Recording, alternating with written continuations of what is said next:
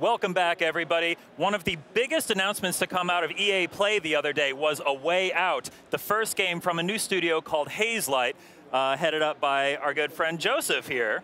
Welcome to the show. Thank you. So nice to be here. So we're here to talk about A Way Out, which is your debut game as your new studio. No. I did the Brothers: A Tale of Two Sons before. Right, yeah. But now you formed this new studio. Yes, and, yes. You're working it's a debut on this studio. Yes, that's right. But obviously you worked on, you created Brothers: A Tale of Two Sons, which was hugely popular. Yeah. Everybody loved it, and now A Way Out looks even more incredible. Looks like a real kind of evolution of your work. What's that whole process been like? Well, the thing is, after I finished Brothers, I want to make another game that pushed the boundaries, how to tell stories, but without compromising on gameplay, because the interactivity in games, I love it. So it started out with me and a friend trying to find a co-op game that was not just a drop-in, drop-out. I wanted to do like an emotional story for two characters, and that they were unique and everything. This is actually how it started. So the game was designed from day one as a co-op in design. So single player was never in the cards? Even if someone gave me $20 million, do a thing, I would say no. This is part of the design, part of the vision. I will not. Look, it's passion that drives me. That's the most important part. If I don't feel it in my heart, it will never come in the game. I think that definitely comes across in just those trailers that we've been seeing about it. And I love that you have to play with another player. Yeah. And what's really intriguing to me, which I find unique about this game in particular, is that even though you're on a split screen, if one character has a cutscene, the other character's story still continues and it's still playable. Yes. So the thing is, like, because I love the interactivity of the game. Even in the cutscene, I try to make it that one player can be controlled while the other one has a cutscene. And the thing is, you will be able to play it online. And it's going to be split screen anyway, because that's the part of the storytelling. But I prefer you play it in the couch. It's almost part of the design that you play, because there are some points in the game, especially the one demo we were showing here at E3, when you have to make a choice, and you together have to talk to each other. So you have to, you have a thing, like, for instance, a thing you need, so you have to talk to your friend, and I think it feels better if you do it in the couch. I prefer people do it in their couch, actually. Yeah, this looks amazing. At their couch, maybe you say. It's incredible some of the stuff you guys are doing with the split screen mechanic. I'm surprised that nobody else has tried to do something like this before, because you're doing amazing stuff where, like, if one player has a more cinematic event going on, the screen kind of gets bigger for them and smaller for the other character. It's kind of like a 65%, 35. Sometimes we go with 3 screens, sometimes we go with a split like this. So this is kind of like, because my background is a filmmaker, so this, you can say, is the inspiration from my background. But still, the games, for me, there are two passive experiences. When you have the controller most on the table, not in your hand, I love the interactivity. I want you to be able to control all the time. Also, another thing in a way, like, the mechanics are, like, variation is insane.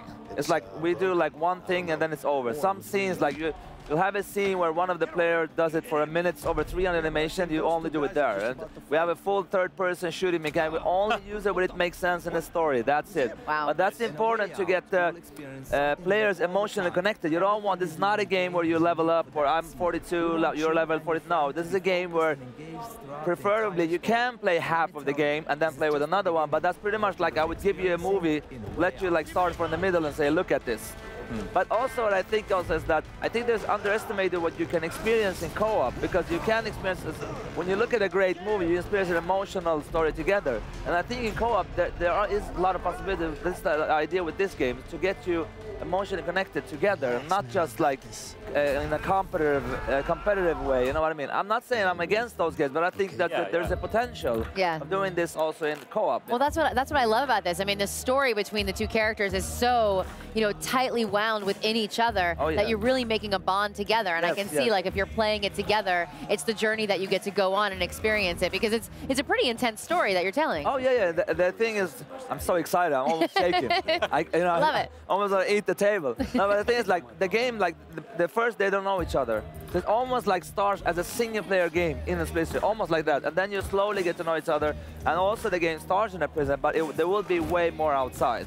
So it's just that the beginning is there. It's a big part of the game, but it's way more than this, than just the prison. Cool. So, and also, like, it's not that just the mechanics are unique. All NPCs, all interactions are unique for every character. So if I go talk to a person, I will have my choice. It's like a simple choice with short dialogue, and as you talk, you will say differently. So it depends. So always, I prefer that you always try to do it a different way because the characters are so different from each other. They're like the total opposite.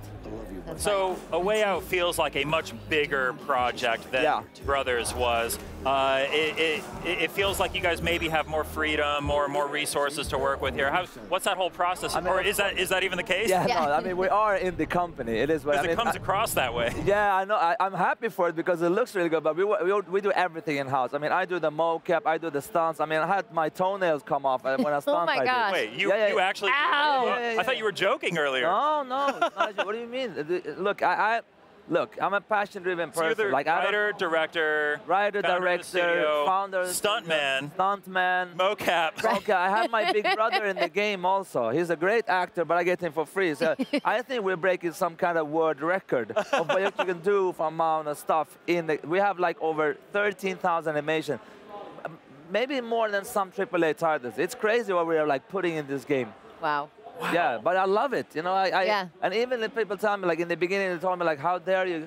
Maybe you should like do a thing. I'm like, no, that's not gonna happen. Because this is the design, this is the game. Well, and how passionate you are about it. This allows you to really be an auteur and get your hands in like every little bit of it and really be hands-on. And that way it's going to turn out, you know, and that passion's going to really show through. I believe, like, if you truly believe in what you're doing, and I'm a passionate gamer, I do a game that I want to play.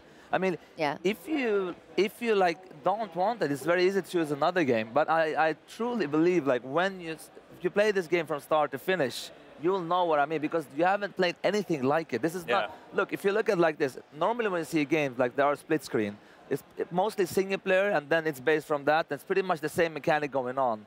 Here, it's designed from the get-go like that, and it's also the variation is never seen before. The way we're telling it, the way there's stuff going on. There's so much stuff for you to experience here. Wow. And we're working extremely hard for this to come out, but I'm super excited. The reaction. I mean, I expected it not this good, but it's going to be so good when people get it in their heads. The reaction was huge after the show. Like, you guys were real superstars over the weekend after the reveal. I think you've been showing it to a few people, like in a limited capacity. What's the reaction been to people playing it for the first time? They come in excited. They get out nuts. I'm telling you, like, when I show them, they're like, wow, there's so much to show here. So I'm telling you, it's like when we start the demo, I tell them, like, this is a way out in these 5 minutes. The next 5 minutes is something else.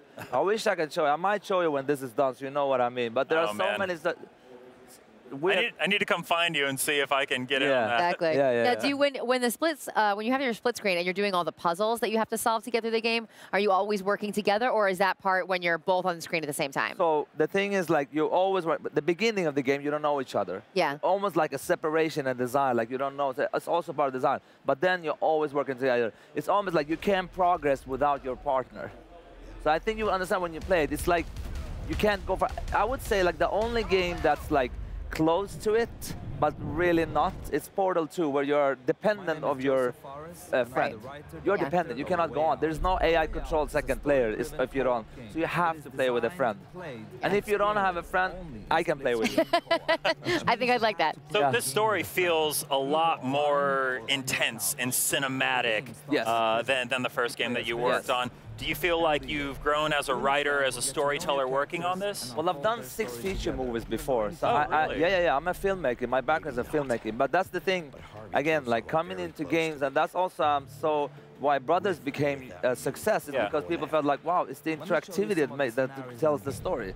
That's what I like. I think it's even more, I mean, the game is cinematic, but it is playable. That is, I'm super against, like, if we're going to put in something that is more a passive experience. We still have cutscenes and stuff. I mean, the camera work, it's, I think people who see it, they will understand, oh, this is just not just cameras, like, you know, it's the cameras. It's real cinematography. And you have to, that's I know, I'm not like so much stuff. You have to figure out how to simultaneously frame a shot from 2 different perspectives all the time. It's incredible. How do you deal with that?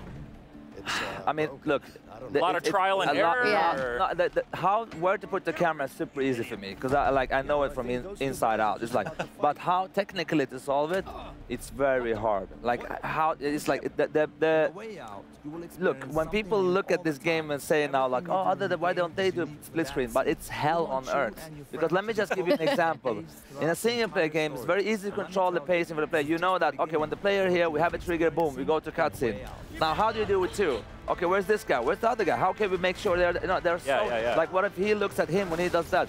For instance, when you go and take down, some games like make a cut to align the character on the animation. Here you can't because you can look at him. And then it will pop, so there's so much that you don't think about.